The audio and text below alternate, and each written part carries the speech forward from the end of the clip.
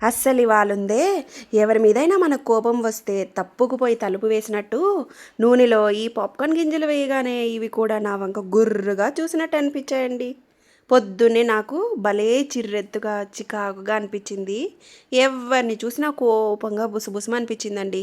అటు ఇటు కిచెన్లో తిరుగుతూ ఉంటే ఈ పాప్కార్న్ గింజలు కనిపించాయి. వీటిని కూడా నెయ్యిలో వేయగానే అవి కూడా నా వైపు కోపంగా చూసినట్టు అనిపించాయి. ఎందుకులే గొడవ, ఎవరితో అయినా మనం కోపంలో ఉన్నప్పుడు మాట్లాడితే గొడవలవుతాయని తలుపెలా వేసుకుంటామో అలా నేను కూడా వీటి మీద మూత పెట్టాను. మనం కోపంలో ఎలా ఊగిపోతామో అలా ఊగి ఊగి ఇవి కూడా పాప్కార్న్లా మారిపోయాయి.